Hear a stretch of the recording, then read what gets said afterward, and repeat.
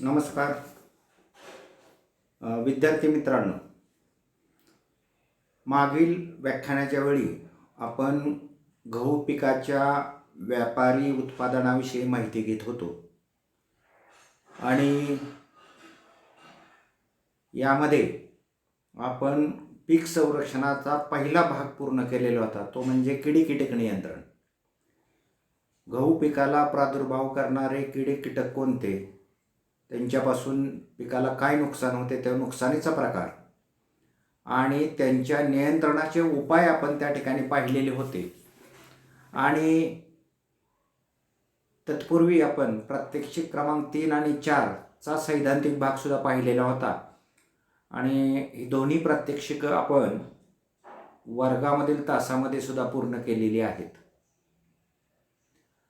आज आपण गहू लागवडीचा किंवा गहूच्या व्यापारी पीक उत्पादनासंदर्भातला पुढचा भाग या ठिकाणी पाहणार आहोत आणि त्यामध्ये पीक संरक्षणाचा जो दुसरा भाग आहे तो भाग म्हणजे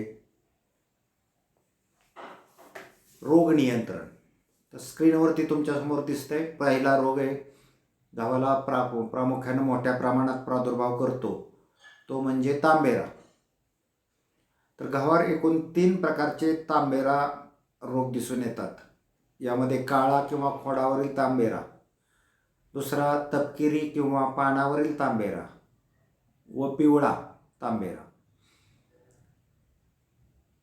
तर यामध्ये काळा तांबेरामध्ये प्रथम गोलाकार पिवळसर रंगाचे पट्टे दिसतात, हीच बुरशीची वाढ समजली जाते. आणि खोडावर आणि लोंबीवर काळे ठिपके दिसतात व नंतर ते फुटतात. दुसरा जो प्रकार आहे तांबेऱ्याचा तो तपकिरी किंवा नारंगी तांबेरा, ज्याच्यामध्ये पानावरती गोलसर ठिपके पडतात आणि ते ठिपके पानाच्या वरच्या भागामध्ये साधारणपणे विखुरलेल्या स्वरूपात दिसतात. या बीजाणूंचा रंग काळा होतो. पिवळ्या तांबेरामध्ये लहान पिवळे ठिपके पट्ट्याच्या स्वरूपात पानावर दिसतात व नंतर ते काळे पडतात. आता हे तिन्ही प्रकारचा जो तांबेरा रोग आहे तो बुरशीजन्य रोग आहे आणि प्रामुख्यानं ज्यावेळी हवामान उष्ण आणि दमट स्वरूपाचं असतं, उष्णता जास्त वाढते, त्यावेळी या तांबेरा रोगाचा प्रादुर्भाव मोठ्या प्रमाणात आपल्याला दिसून येतो. तर तांबेरा रोगाचं जर नियंत्रण करायचं असेल तर सर्वात महत्त्वाचा उपाय म्हणजे प्रतिबंधक जातींची लागवड करणे. ज्या जातींना किंवा वाणांना या रोगाचा प्रादुर्भाव होत नाही अशा काही प्रतिबंधक जाती आहेत, त्यांची लागवड जर आपण केली तर तांबेरा रोगाचा प्रादुर्भाव टाळण्यासाठी फार मोठ्या प्रमाणात आपल्याला मदत होते. त्याचप्रमाणे गव्हाची पेरणी योग्य वेळेत करावी. जर उशिरा पेरणी केली तर तांबेऱ्याचा प्रादुर्भाव मोठ्या प्रमाणात झालेला आपल्याला यापूर्वी दिसून आलेला आहे. त्या नत्रयुक्त जी खतं आहेत, युरिया किंवा अन्य अमोनियम सल्फेट असतील, ही नत्रयुक्त खते यांची जी मात्रा आहे ती योग्य प्रमाणात द्यावी, आवश्यक प्रमाणात द्यावी. आपण पाहिलेले खत व्यवस्थापनामध्ये की नत्राची गरज गव्हाला किती असते ते आणि जमिनीचं किंवा माती परीक्षणाचा विचार करून योग्य प्रमाणात जर नत्रयुक्त खतं दिली तर तांबेऱ्याचा प्रादुर्भाव या ठिकाणी होत नाही. आणि नत्र आणि स्फुरद या खतांचं प्रमाण 2 असे याप्रमाणे ठेवावं. त्यानंतर 10 किलो युरिया आणि 875 ग्रॅम झायनेब हे 500 लिटर पाण्यात मिसळून गहू पोटरीत असतानाच त्याच्यावरती फवारावा किंवा त्यापूर्वी 2 वेळा फवारावा. यामुळं सुद्धा तांबेरा रोगाचा प्रतिबंध होण्यास आपल्याला मदत होते. गंधक भुकटी आहे ती 30 किलोग्राम प्रति हेक्टर ही 4 दिवसाच्या अंतराने तुम्ही धुराळणी करावी, जेणेकरून या रोगाच्या नियंत्रणासाठी आपल्याला त्याचा उपयोग होतो. दुसरा प्रमुख रोग जो गव्हाला मोठ्या प्रमाणात प्रादुर्भाव करताना दिसतो तो म्हणजे मोकळी काणी. आता मोकळी काणी म्हणजे गहू पोटरीत आलेले असले पाने जे असतात ती वरपासून ती पिवळी पडतात आणि पाने वाळण्यास सुरुवात होते. म्हणजे अगोदर पिवळी पडतात आणि नंतर ती वाळायला लागतात आणि नंतर त्यांचा रंग चॉकलेटी किंवा तपकिरी करपल्यासारखा होतो. लोंबी जी आहे रोगग्रस्त होते आणि त्यामध्ये गव्हाच्या दाण्याऐवजी काळी पावडर दिसून येते.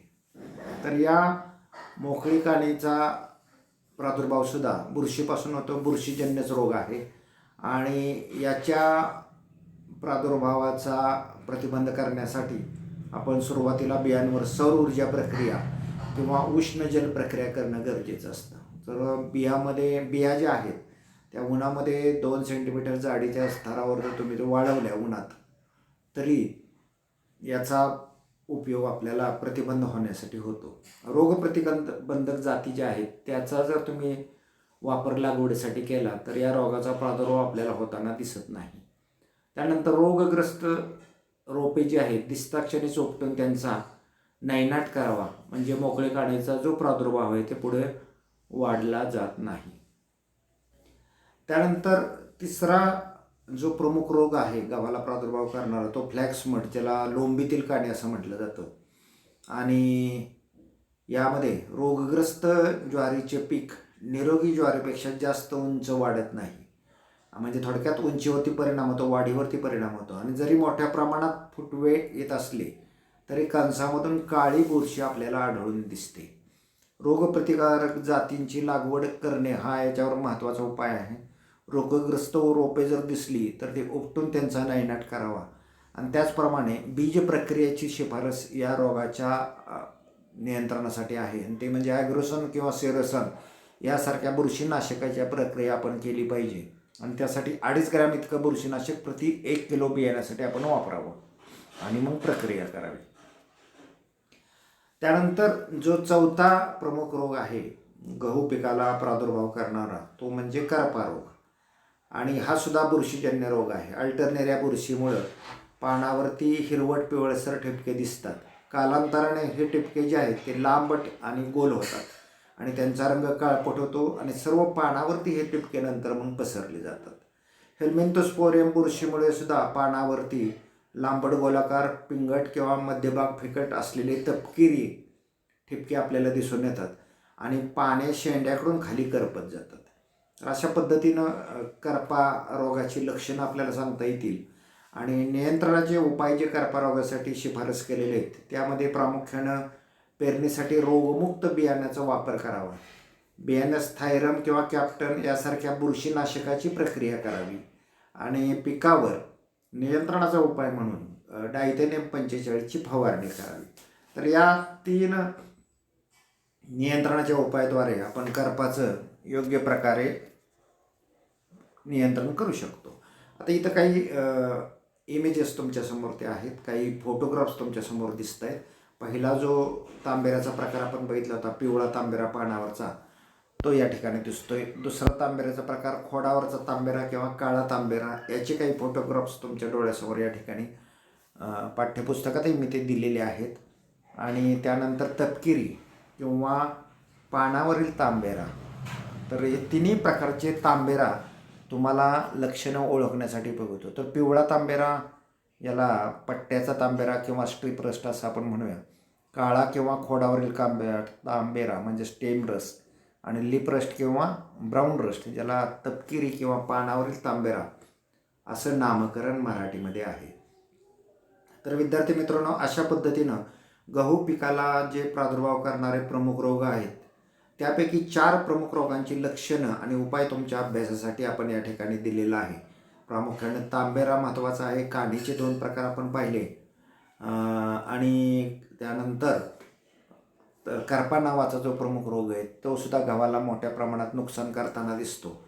तर या 4ही प्रकारच्या रोगाचे लक्षणं ओळखून योग्य प्रकारे त्याचं आपल्याला नियंत्रणाचे उपाय करता येतात.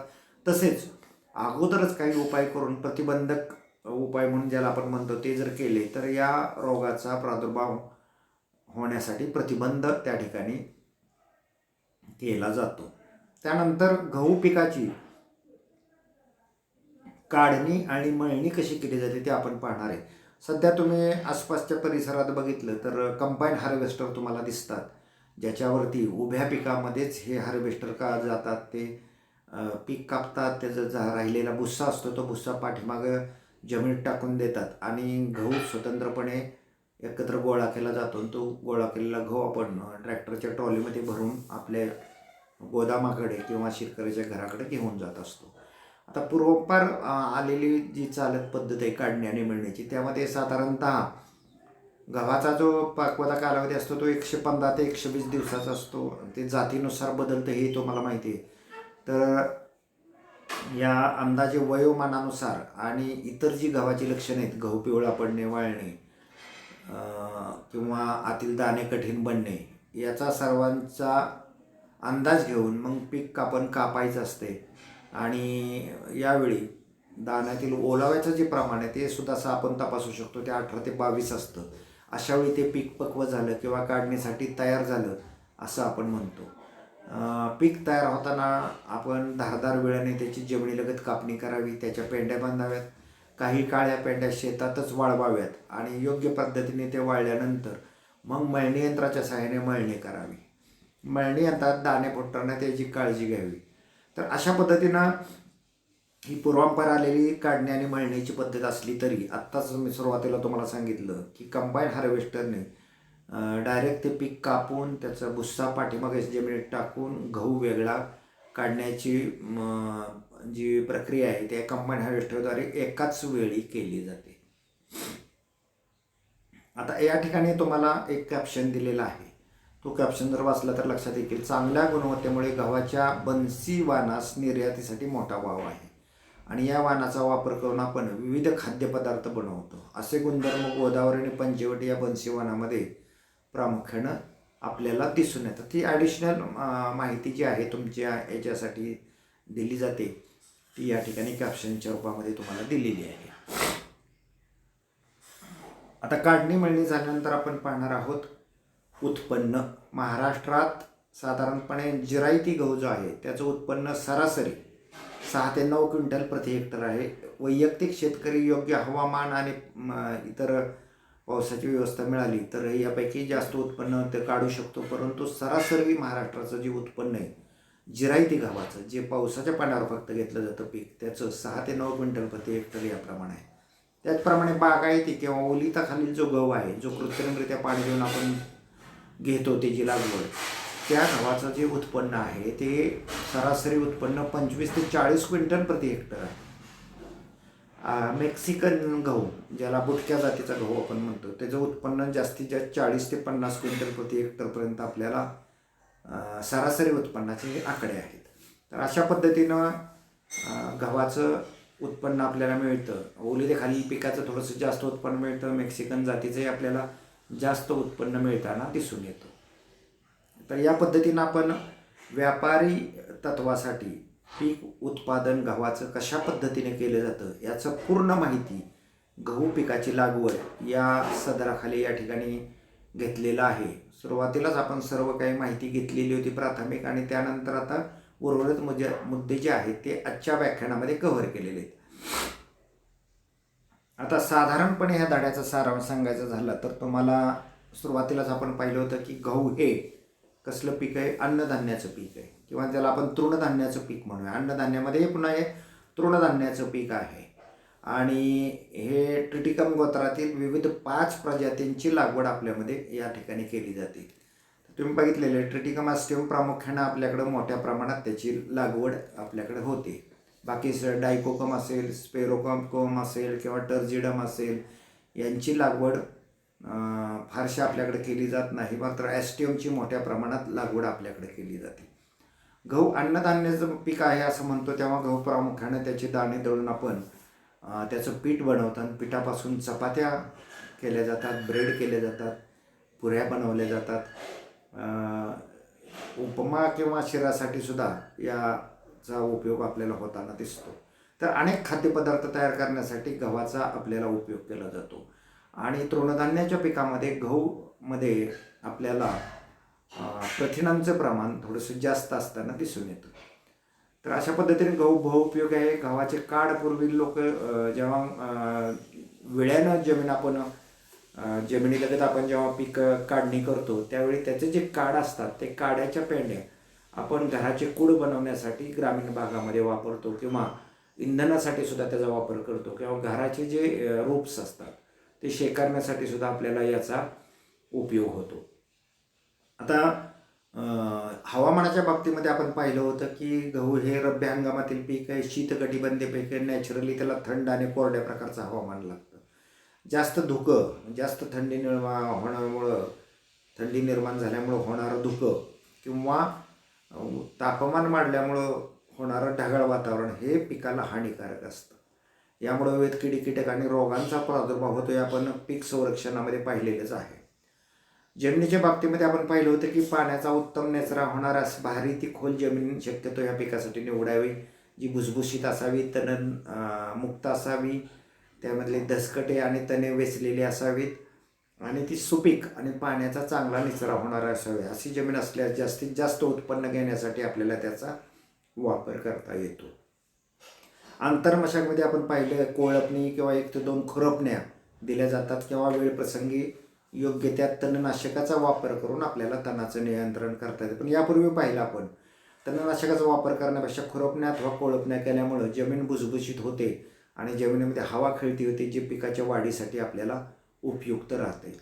माती परीक्षणातील अहवालाच्या शिफारशीनुसार खताची मात्रा द्यावी म्हटलं होतं, तरी पण खताच्या कोरडवाहू प्रकारासाठी किती मात्रा दिली पाहिजे, नत्र स्फुरद पालाची, आणि बागायती पिकासाठी किती मात्रा दिली पाहिजे, ती मात्रा आणि ते कोणत्या कोणत्या वेळी दिली पाहिजे याचा अभ्यास आपण या पिकामध्ये केलेला आहे. परंतु ही मात्रा देण्यापूर्वी सुद्धा तुम्ही माती परीक्षण केल्यास खतासाठी अनावश्यक किंवा अवाजवी खर्च आपल्याला टाळता येतो. तसेच तांबेरासारख्या काही पिकांच्या रोगांचा जो प्रादुर्भाव आहे तो सुद्धा आपल्याला टाळण्यासाठी मदत होते. पिकाला 6 ते 7 चांगली पाणी मिळाली तर उत्पन्न भरपूर मिळतं, परंतु संवेदनशील अवस्थेमध्ये पाण्याच्या पाळ्या जरूर द्याव्यात आणि शक्यतो रोगप्रतिकारक जातींचा वापर केला तर बहुतांश रोगांचा प्रादुर्भाव या ठिकाणी होत नाही. तांबेरा, करपा किंवा मोकळी काणी याचा प्रामुख्यानं या पिकावर प्रादुर्भाव होताना आपल्याला दिसून येतो. पीक संरक्षण योग्य पद्धतीने करावं. आता गव्हाचा पक्वता कालावधी आत्ताच आपण पाहिला होता, तो 115 ते 120 दिवसाचा आहे. काढणी नेहमीच्या पद्धतीने जमिनीलगत झाडं कापून आपण करू शकतो किंवा अलीकडच्या काळामध्ये कंबाईंड हार्वेस्टरचा वापर करून सुद्धा आपल्याला गहू पिकाची काढणी करणं सोपं जातं. तर त्या दृष्टिकोनातनं गहू पिकाची तुम्ही काढणी आणि मळणी करावी. उत्पन्नाचे ॲव्हरेज आकडे तुम्हाला आत्ता सांगितले होते, ते मी या ठिकाणी रिपीट करणार नाही. त्यानंतर गहू पिकाच्या स्वाध्यायाच्या बाबतीमध्ये पाहणार आहे. स्वाध्यायाच्या बाबतीमध्ये यापूर्वीच तुम्हाला मी सांगितलेलं आहे, तुमचं जे प्रश्नपत्रिकेचं स्वरूप बोर्डाने निर्धारित केलेलं आहे त्यानुसारच आपण प्रामुख्यानं प्रत्येक धड्याखाली स्वाध्याय दिलेला आहे. आणि इयत्ता 12वीमध्ये तर कोणत्या धड्यावर कोणत्या प्रकारचे प्रश्न असतात त्यानुसारच, म्हणजे ब्ल्यूप्रिंट किंवा ज्याला संविधान तक्ता म्हणतो, त्या संविधान तक्त्याचा वापर करूनच आपण स्वाध्यायसुद्धा तुम्हाला दिलेला आहे. त्यानुसार आता प्रश्न पहिला अ जो असतो आपल्या नेहमीच्या प्रश्नपत्रिकेमध्ये, तो म्हणजे योग्य पर्याय निवडून खालील विधाने पूर्ण करा. नमुना दाखल काही 4 गाळलेल्या जागा या ठिकाणी तुम्हाला तशा दिलेल्या आहेत. जसे की गहू पिकासाठी वनस्पतीशास्त्री नाव टिंबटिंब आहे, तर ट्रिटिकम स्पेसीज असं ह्या गव्हाचं नाव आहे. तुम्हाला माहिती आहे की ट्रिटिकम गोत्र आहे, त्याच्यात 4 ते 5 वेगवेगळ्या स्पेसीज भारतामध्ये किंवा प्रजाती जे म्हणतो आपण त्या भारतामध्ये लागवडीसाठी आहे. तर असे 4 पर्याय प्रत्येक विधानाला तुम्हाला दिले जातात. त्यातला योग्य पर्याय तुम्ही निवडायचा आहे आणि तो पर्याय लिहून पूर्ण वाक्य लिहायचं आहे आणि जी गाळलेली जागा आहे ती तुम्ही अधोरेखित करायची, म्हणजेच अंडरलाईन करायची आहे. जिरायती गहू पिकाची पेरणी टिंबटिंब हंगाम. तुम्हाला माहिती आहे गहू हेच मुळात रब्बी हंगामातील पीक आहे, शीतकटिबंधीय पीक आहे, त्यामुळं याला रब्बी हंगाम हा उपयुक्त होतो. विविध प्रकारचे तुम्हाला जाती दिलेल्या आहेत, ते जाती प्रकार तुम्ही अभ्यासायचे. साधारणपणे जिरायतीसाठी कोणती वाणं वापरली पाहिजेत, बागायतीसाठी कोणती वाणं वापरली पाहिजेत, त्यानंतर विविध कीटकांचा आणि रोगांचा प्रादुर्भाव टाळण्यासाठी कोणकोणत्या प्रकारची वाणं वापरली पाहिजेत याचा सर्वांग अभ्यास आपण आपल्या पाठामध्ये केलेला आहे, तो वाचायचा. त्यापैकी कोणतीही एक गाळलेली जागा किंवा एक जुळवं तुम्हाला येऊ शकते. मागील पिकामध्ये पाहिले कोणत्याही एका कीटकाचं नाव तुम्हाला विचारलं जाऊ शकतं, कोणत्याही एका रोगाचं नाव तुम्हाला विचारलं जाऊ शकतं. किंवा प्रतिबंधक उपाय असतील किंवा नियंत्रणाचे उपाय असतील, यापैकी एखादा उपाय तुम्हाला या ठिकाणी मिळतो. जसे की आता विशिष्ट उपाय असतात. उदाहरणार्थ मोकळी करण्यासाठी आपण सौर ऊर्जा प्रक्रिया इथं तुम्हाला सांगितली होती. तर तिथं तुम्हाला अशी गाळी जागा येऊ शकते की सौर ऊर्जाची प्रक्रिया किंवा उन्हात वाळवण्याची प्रक्रिया जी आहे, बियाणे उन्हात वाळवण्याची प्रक्रिया, ह्या टिंबटिंब रोगाचा प्रादुर्भाव टाळण्यासाठी केली जाते. तर तिथं तुम्ही मोकळीकाने असं लिहू शकता.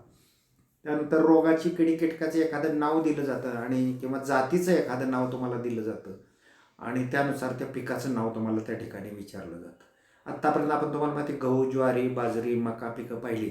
कोणत्याही एका पिकाची एखादी जात तिथं विचारली जाते आणि ही जात अमुक एका पिकाची आहे असं ते विचारलं जातं. किंवा टिंबटिंब या पिकाची जात आहे, टिंबटिंब या पिकाची प्रमुख कीड आहे. जसं की आपण बाजरीमध्ये पाहिलं सोशे किंवा वसई हे बाजरीवरील प्रमुख कीड आहे. तर तशा पद्धतीने तुम्हाला प्रश्न त्या ठिकाणी विचारले जाऊ शकतात.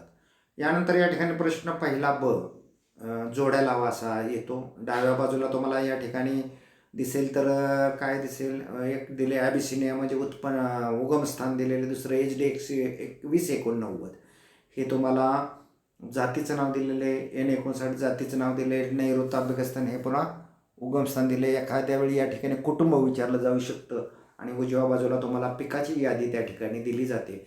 अशा पद्धतीनं जोड्या जुळवात तुम्हाला प्रश्न विचारले जातात. आता इथं आपण किडी कीटक आणि रोगाची नावं दिली नाहीत, पण जसं मी गाळलेल्या जागेला म्हटलं होतं की प्रमुख किडी कीटक आणि रोग एका बाजूला अ गटामध्ये आणि ब गटामध्ये पिकाची नावं, जसं की मेजमाशी ते ज्वारीला प्रादुर्भाव करतो. अ गटात मेजमाशी, ब गटात ज्वारी येईल. आत्ताच सांगितलं मग वसई किंवा सोशे, उजव्या गटात त्याला बाजरी ही जोडी दिली जाईल. अशा पद्धतीने किडी कीटक आणि विशिष्ट रोग, तांबेरा प्रामुख्याने गव्हावर जास्त दिसतो म्हणतो, गहू पिकासाठी त्याची जोडी तुम्हाला उपयुक्त ठरू शकते. अशा पद्धतीनं मग उगमस्थान असेल, वनस्पतीशास्त्र नाव असेल, कुटुंब असेल, तापमान कक्षा असेल, जात असेल, किडी कीटक असेल, रोग असेल, या सर्वांचं एका बाजूला अ गटात आणि ब गटात पिकाची नावं देऊन तुम्हाला जोड्या जोडावरती प्रश्न विचारले जाऊ शकतात. छोटे जे प्रश्न असतात 2 मार्काला वगैरे, त्यासाठी तुम्हाला थोडक्यात माहिती देण्याचे प्रश्न विचारले जातात. लघु उत्तरीसाठी वर्णनात्मक प्रश्न मध्यम माहिती असलेली तुम्हाला ते विचारले जातात 3 किंवा 4 मार्काला. त्याची उदाहरणं या ठिकाणी मी तुम्हाला दिलेली आहेत. जसे की गव्हावरील तांबेरा रोगांचे विविध प्रकार स्पष्ट करून त्यांच्या नियंत्रणाचे उपाय लिहा. तर तिन्ही रोगांचे प्रकार तुम्ही लिहायचे आहेत. पिवळा तांबेरा असेल, काळा तांबेरा असेल किंवा नारिंगी तांबेरा असेल, त्याची लक्षणं लिहायची आणि मग नियंत्रणाचे उपाय तिन्हीसाठी एकच लिहायचे. गव्हासाठी आंतरमशागत कशी करतात किंवा गव्हासाठी जमीन कोणत्या प्रकारची लागते, थोडक्यामध्ये 3 किंवा 4 गुणाला हे प्रश्न तुम्हाला परीक्षेला विचारले जातात. आता प्रश्न 4थ्यामध्ये तशाच पद्धतीचे प्रश्न आहेत 4 गुणासाठी. गहू पिकाचे पाणी व्यवस्थापन कसे करावे, एकूण पाणी किती लागतं, पाण्याच्या पाळ्या किती द्याव्यात, संवेदनशील अवस्था ज्या क्रांतिक अवस्था आपण म्हणतो पाण्यासाठी, त्या अवस्था कोणत्या आहेत, ज्या अवस्थेला पिकाला पाणी नाही दिलं तर त्या पिकावरती परिणाम होऊ शकतो, त्याची यादी या ठिकाणी तुम्ही दिली पाहिजे. आता इथे वाळवीचा नुकसानीचा प्रकार आणि नियंत्रणाचे उपाय म्हणजे किडी कीटक एखादी माहिती विचारली जाते किंवा किडी कीटकांची यादी तुम्हाला विचारली जाऊ शकते किंवा एखाद्या रोगाची यादी विचारली जाऊ शकते किंवा एखादा रोग, उदाहरणार्थ तांबेरा रोगाची थोडक्यात माहिती लिहा. मग तांबेऱ्याचे प्रकार आणि लक्षण आणि उपाय तुम्ही त्या ठिकाणी लिहायचे आहे. प्रश्न 5वा नेहमीप्रमाणे लागवडीविषयी माहिती विचारली जाते कोणत्याही एका प्रकारची. बागायती गव्हाच्या लागवडीसाठी खालील मुद्द्यांवर माहिती लिहा. मग इथे 8 मार्काला असेल तर 4 मुद्दे प्रत्येकी 2 मार्काला तुम्हाला विचारले जातील.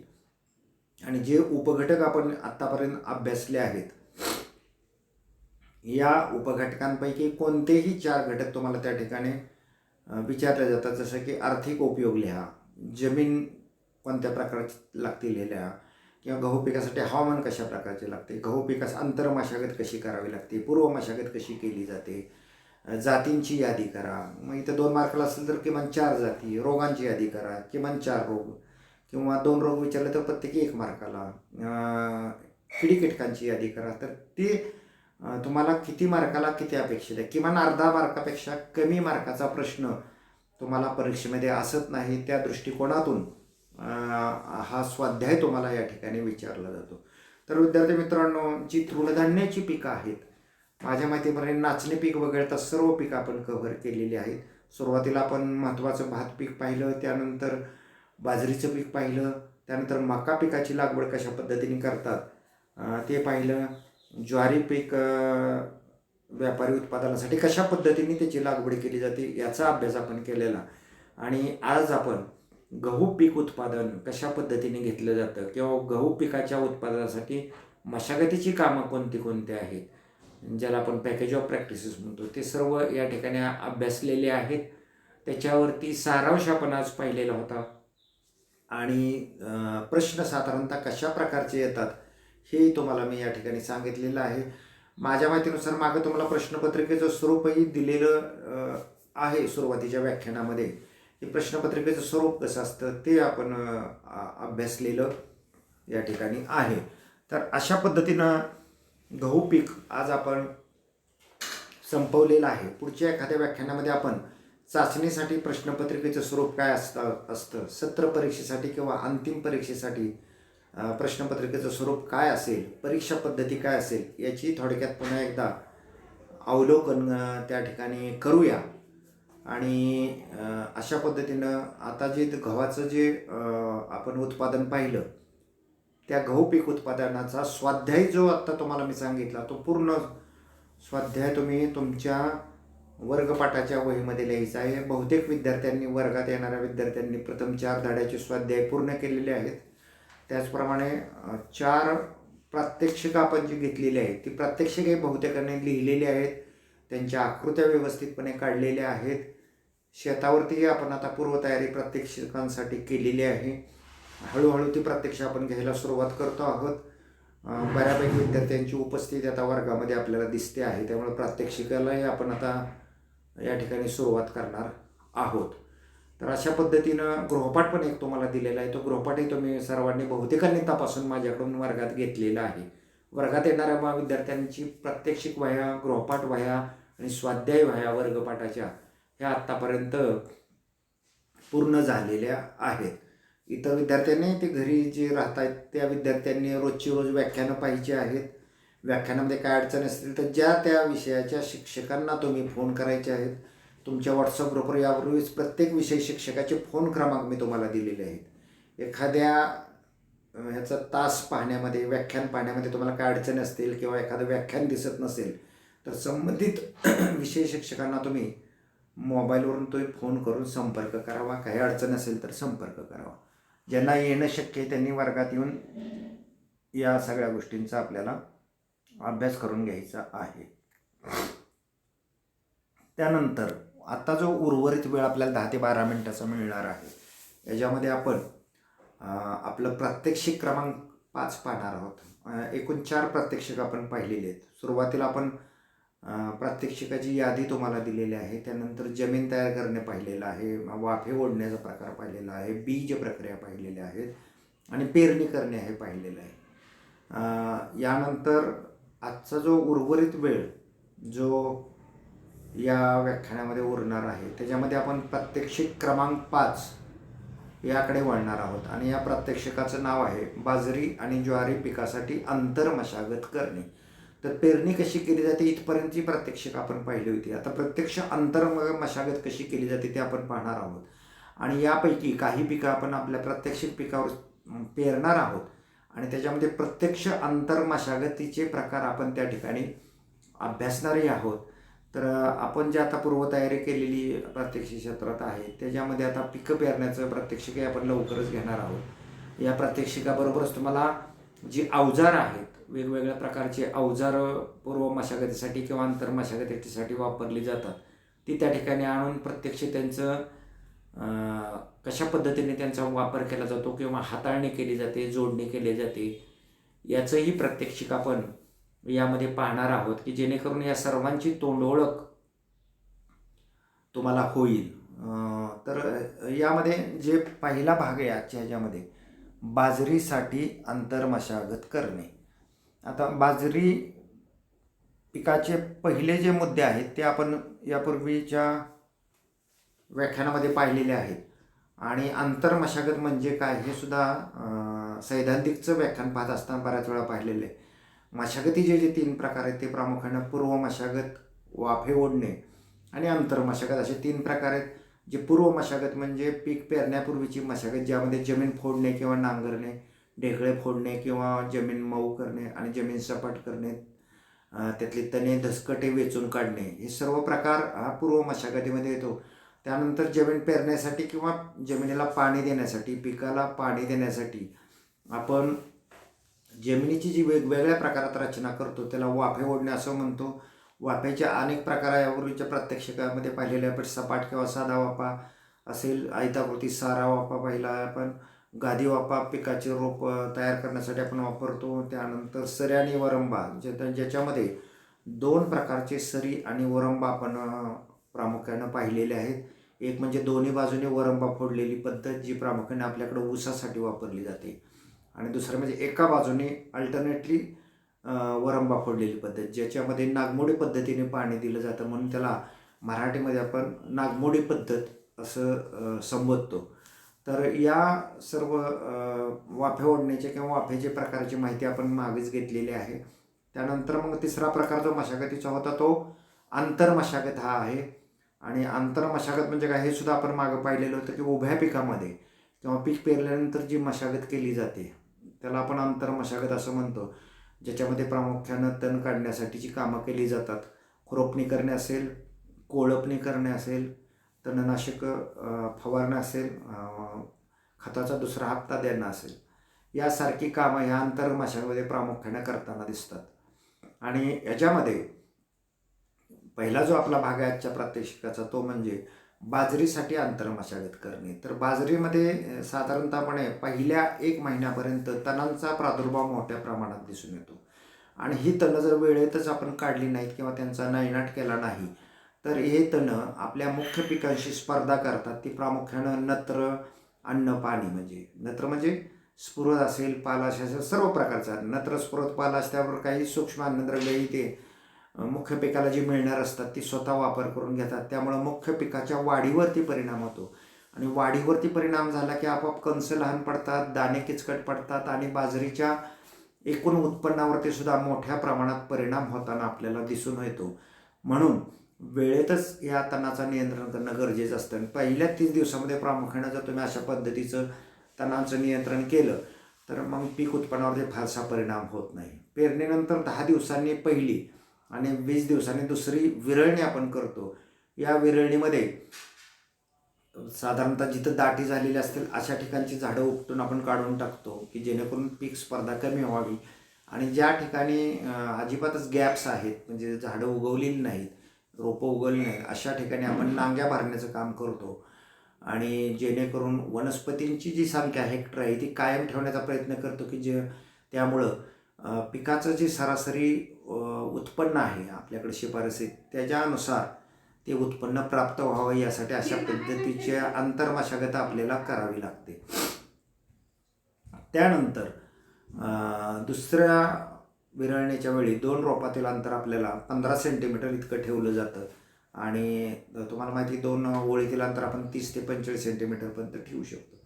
जमिनीत ओल चांगली असल्यास विरळणी केलेली निरोगी नांग्या भरण्यासाठी वापरू शकतो, अन्यथा आपल्याला भिजवलेले बी नांग्या भरण्यासाठी आपण वापरू शकतो.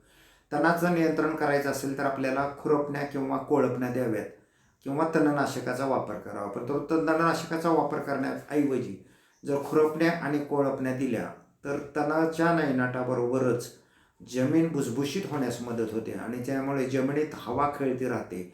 त्याचा फायदा आपल्या पिकाच्या वाढीसाठी होताना दिसतो. म्हणून शक्यतो 2 कोळपण्या अथवा खुरपण्या देऊनच तणांचा नायनाट करण्याचा प्रयत्न करावा, आणि शक्यतो पहिल्या महिन्यामध्ये तण माजू देऊ नये. त्याचा योग्य वेळेत नियंत्रण केलं तर आपल्या पिकाच्या उत्पन्नावरती फारसा परिणाम होताना आपल्याला त्या ठिकाणी दिसत नाही.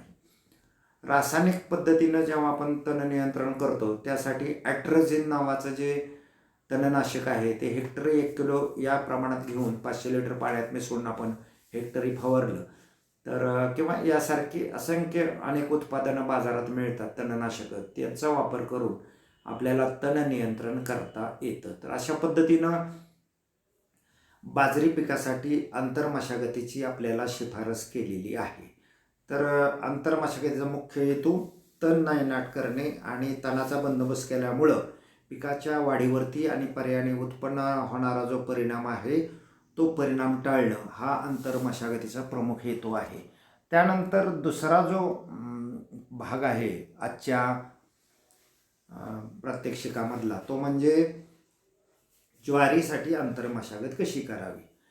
तर प्रामुख्यानं खरीप हंगाम पावसाळी असतो आणि या हंगामामध्ये आपल्याला जास्त प्रमाणामध्ये तणांचा प्रादुर्भाव होताना दिसतो. तर खरीप हंगामामध्ये इतर हंगामापेक्षाही खरीप हंगामामध्ये आपल्याला तणाच्या नियंत्रणावरती जास्त लक्ष देणं गरजेचं असतं. तर साधारणपणे पेरणीनंतर पहिले 15 ते 35 दिवस म्हणजे पहिल्या आपण बाजरीमध्ये 30 दिवसापर्यंत बघितलं तर इथं 35 दिवसापर्यंत शेत आपल्याला तणमुक्त ठेवावं लागतं. नंतर मग झाडाची वाढ मोठी होते आणि तणाचा एकदा नायनाट झाला की पुन्हा तणाचा फारसा प्रादुर्भाव होत नाही आणि इतकाही होत नाही की आपल्या उत्पन्नावरती तो परिणाम करू शकेल. त्यामुळं पहिल्या 35 दिवसापर्यंत जर आपण लक्ष ठेवून तणांचं नियंत्रण योग्य पद्धतीने केलं तर आपल्याला पिकाचं उत्पादन जे आहे ते मोठ्या प्रमाणात मिळण्यासाठी उपयोग होतो. पीक उगवण्यापूर्वी जर तुम्ही ॲट्राजिन हे तणनाशक हेक्टर 1 किलोग्रॅम 1000 लिटर पाण्यात मिसळून जर फवारलं तर आपल्याला तणांचा नायनाट करणं किंवा तणांचा बंदोबस्त करणं शक्य होतं. म्हणजे तण उगवण्यापूर्वीच त्याला आपल्याला प्रतिबंध करता येतो. अन्यथा आपल्याला मगाशी सांगितल्याप्रमाणे कोळपण्या किंवा खुरपण्या देऊन सुद्धा शेत जे आहे ते तणमुक्त ठेवता येतं. याच्यामध्ये प्रामुख्यानं ज्वारी पिकाला आपल्याला 2 ते 3 कोळपण्या द्याव्या लागतात. 2 ओळीच्या मधून हे कोळपं फिरून तुम्हाला कोळपण्या करता येतात किंवा 1 ते 2 खुरपण्या देता येतात की जेणेकरून जमीन भुसभुशीतसुद्धा होते आणि त्यामध्ये हवा खेळती राहण्यास मदत होते आणि त्यामुळे पिकाच्या वाढीवरतीही अनुकूल परिणाम आपल्याला होताना दिसून येतो, ज्याचा उपयोग आपल्याला जास्त उत्पादन मिळण्यामध्ये होतो. तर अशा पद्धतीनं ज्वारी आणि बाजरी या 2 पिकासाठी आपल्याला आंतरमशागत करायची असते. आता ही आंतरमशागत कशा पद्धतीने करायची, खुरपणी कशी केली जाते, कोळपणी कशी केली जाते, प्रात्यक्षिक आपण आपल्या शेतावरती पाहत असतो. आपलं जे प्रात्यक्षिक क्षेत्र आपल्या शेताच्या इमारतीच्या संस्थेच्या इमारतीच्या डाव्या बाजूला जे आहे त्याच्यामध्ये आपण सर्व प्रकारची प्रात्यक्षिक पाहणार आहोत. पीक पूर्व मशागत असेल, वाफे ओढणे असेल, आंतरमशागत असेल, पिकाची पेरणी असेल किंवा लागवडीमध्ये असलेले सर्व प्रकारचे जे प्रकार आहेत लागवडीचे ते सगळे प्रकार आपण प्रात्यक्षिकाच्या रूपानं आपल्या शेतावरती अनुभवणार आहोत, त्याचं प्रात्यक्षिक करणार आहोत. तर अशा पद्धतीनं हा जो प्रयोग आहे हा प्रयोग क्रमांक 5 म्हणून तुम्ही तुमच्या प्रात्यक्षिक वहीमध्ये लिहायचं आहे. त्याची तारीख आजचीच 1 जानेवारी 2021 या प्रयोगासाठी राहील. प्रयोग क्रमांक 5 असेल आणि प्रयोगाचं नाव बाजरी आणि ज्वारीसाठी आंतरमशागत करणे असं राहील. तेव्हा हा प्रात्यक्षिकाचा भाग प्रात्यक्षिक क्रमांक 5 म्हणून तुम्ही तुमच्या वहीमध्ये प्रात्यक्षिक वहीमध्ये या ठिकाणी लिहून काढायचं आहे. आता उर्वरित 6 ते 7 मिनिटाचा जो वेळ आहे या वेळेमध्ये तुम्हाला मी 45 मिनिटापैकी ते परीक्षा देतो आहे. ती परीक्षा द्यायची. त्या परीक्षेसाठी आजच्या परीक्षेसाठी कोड क्रमांक असेल 40. तर 40 हा कोड क्रमांक वापरायचा आहे आणि तुम्ही परीक्षा द्यायची आहे. तर अनेक जण परीक्षा हा भाग विसरतात. तुम्ही पूर्ण व्याख्यान पाहिल्यानंतर प्रिव्हियस किंवा मागील व्याख्याने यामध्ये जायचं आहे. त्यामध्ये पेपर 3 अशी निवड करायची. त्यानंतर तुम्हाला आजची तारीख निवडली की तुम्हाला आजच्या व्याख्यानाचा तपशील येतो आणि तपशिलाच्या खाली इंग्रजीत तुमचं ते माध्यम असेल तर गो टू टेस्ट किंवा परीक्षेकडे जा, परीक्षेत जा असं मराठी माध्यमातून तुम्हाला तिथं प्रत्यक्ष दिसतं. त्या ठिकाणी तुम्ही टॅप केल्यानंतर तुम्हाला परीक्षा येते. त्या ठिकाणी 40 हा कोड क्रमांक तुम्ही टाकल्यानंतर तुम्हाला 5 प्रश्न समोर येतील. त्या 5 प्रश्नांची उत्तरं विहित वेळेत तुम्ही द्यायची आहेत आणि त्यानंतर ही जी परीक्षा आहे ती परीक्षा पूर्ण झाल्यानंतर तुम्ही ते परीक्षा सबमिट करायची जेणेकरून तुम्हाला त्याचे मार्क कळू शकतात आणि आम्हालाही त्याचे मार्क्स प्राप्त होतात. तर पुढील व्याख्यानापर्यंत नमस्कार.